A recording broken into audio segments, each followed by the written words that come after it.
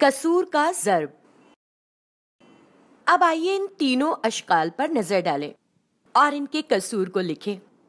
तो असल में ये सब 5/8 है, क्योंकि 8 में से 5 हिस्से रंगे हुए हैं। अब अगर मैं इन तमाम को इकट्ठा लिखना चाहूं तो मैं क्या करूंगी? मैं इन तीनों का मजमुआ करने जा रही हूं। तो मैं ये कहूंगी 5/8 जमा 5/8 जमा 5/8 और ये 15/8 बन जाता है, जिसका मतलब है कि मैं एक ही चीज को मसावी तौर पर जमा कर रही हूं। लेकिन जब हम ये बार बार जमा करते हैं तो इसे क्या कहते हैं? हम जानते हैं कि बार बार जमा करना हकीकत में ज़र्ब करना होता है। तो 5/8 को 3 बार जमा करने के बजाय क्या मैं आसान तरीके से 5/8 को 3 से ज़र्ब कर सकती हूँ? हाँ, क्योंकि मुकम्मल आदाद में मिसाल के लिए 2, तो 2 जमा 2 जमा 2 मसावी है 6 कहने के बजाय मैं 2 ज़र्ब 3 बराबर 6 कह सकती हूँ। तो इसी तरह 5/8 ज़र्ब 3 बराबर 15/8 यही मेरा ज़र्ब है। तो इस तरह मैं एक कसर को एक मुकम्मल अदद के साथ ज़र्ब देती हूँ। अब अगर आप हासिल ज़र्ब को गौर से देखेंगे तो आप क्या देखते हैं कि शुमार कुनिंदा को मुकम्मल अदद से ज़र्ब दिया गया है, क्योंकि 5 3 बार 15 और नसब नुमा वैसा ही है। तो आपने जो देखा वो ये था कि जब आप एक कसर को एक मुकम्मल अदद से ज़र्ब दे रहे हो तो आप शुमार कुनिंदा को मुकम्मल अदद के साथ ज़र्ब देते हैं और नसब नुमा वैसा ही रखते हैं। आइए एक और मिसाल देखें। 4/7 ज़र्ब 6। हम क्या करेंगे? हम 6 को 4 के साथ ज़र्ब देंगे, तो 6 4 बार 24 और नसब मसावी ही रहेगा। हम आगे ये देखेंगे कि एक कसर को दूसरे कसर से कैसे ज़र्ब देते हैं। अब इस शक्ल को देखें। ये एक कसर है 1/2। अब ये दूसरी शक्ल निस्फ हिस्सा में से निस्फ हिस्सा दिखाई दे रहा है। पहली शक्ल निस्फ दिखाई दे रही है और दूसरी निस्फ हिस्से में से निस्फ हिस्सा है, जो हकीकत में इस मुस्ततील नुमा पट्टी का 1/4 है। तो मैं ये कह सकती हूँ कि एक निस्फ हिस्से का निस्फ हिस्सा 1/4 या 1/4 है। तो हकीकत में मैंने क्या किया? मैं देख सकती हूँ कि हमने शुमार कुनिंदों को ज़र्ब दिया और नसब नुमा को भी ज़र्ब किया। इसका मतलब है कि अब आप 2 कसूर को ज़र्ब करते हैं तो आप क्या करते हैं? आप शुमार कुनिंदों का ज़र्ब करते हैं और आप नसब नुमा का भी ज़र्ब करते हैं। आइए एक और मिसाल लेते हैं।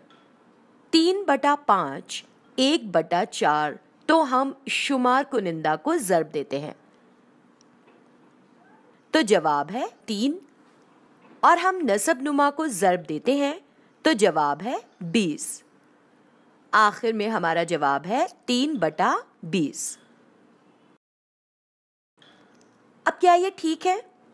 क्या हम तस्वीर को देखकर जांच कर सकते हैं? आइए ये करें। पहली वाली शक्ल आपको 3/5 दिखाई दे रही है। क्यों? क्योंकि यहाँ पर 5 कॉलम हैं और 5 में से 3 मुंतखब किए हैं, तो पहली वाली शक्ल आपको 3/5 दिखाई दे रही है और मैं इसे 1/4 से ज़र्ब दे रही हूं, तो मैं इसमें से 1/4 लेने जा रही हूं। तो आप देखते हैं कि यहाँ पर 4 सतरें हैं और इनमें से मैं 1 लेने जा रही हूं, तो ये 20 में से 3 हिस्से हो जाते हैं। तो हमारा जवाब तस्वीर के साथ मिल रहा है। तो मैं जब 3/5 का 1/4 लेती हूँ तो हकीकत में हमें 3/20 ही हासिल होता है। आइए एक और मिसाल पर तज़किरा करते हैं। 2/7 ज़र्ब 5/8। 5 2 बार 10, 7 8 बार 56, तो कसर है 10/56। तो क्या ये आसान शक्ल में है? नहीं। आइए शुमार कुनिंदा और नसब नुमा दोनों को ही 2 से तकसीम करें और हमें 5/28 हासिल होता, और ये आसान शक्ल में है। हम इसे और छोटा नहीं कर सकते, तो इस तरह से हम 2 कसरों का ज़र्ब करते हैं और इसको आप 2 से ज्यादा कसूर पर इस्तेमाल कर सकते हैं। अगर मेरे पास 3 या 4 कसर हैं तो मैं हासिल ज़र्ब याद करने के लिए सभी शुमार कुनिंदों को ज़र्ब कर सकती हूँ और सभी नसब नुमा को भी ज़र्ब कर सकती हूँ। अब आइए इस सवाल को देखें। राहुल ने 1.5 किलो मिठाई खरीदी और उसने इसका 2/3 हिस्सा खा लिया। तो उसने कितना खाया?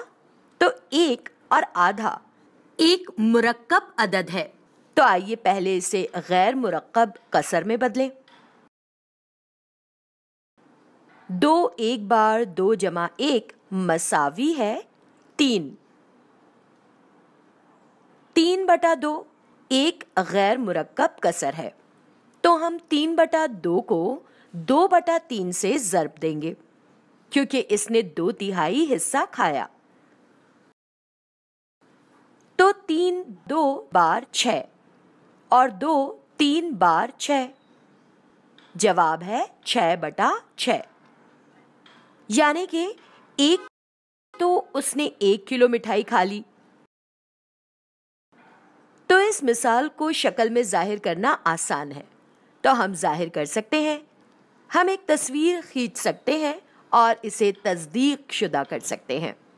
हर बार शक्ल के जरिए जवाब का या जो हासिल ज़र्ब हकीकत में हासिल है इसका जायजा करना मुमकिन नहीं होता है, लेकिन यहाँ पर इस सूरत हाल में ऐसा करना आसान है। तो आइए इसे करें। तो यहाँ पर ये 3 मुरब्बे हैं, इनमें से हर एक आधा किलोग्राम दिखा रहा है। 3 मुरब्बा मिलाकर एक और आधा किलो दिखा रहा है और इन 3 में से 2 1 किलोग्राम बनाते हैं। इसका मतलब ये हुआ कि इसने 1 किलो मिठाई खा ली।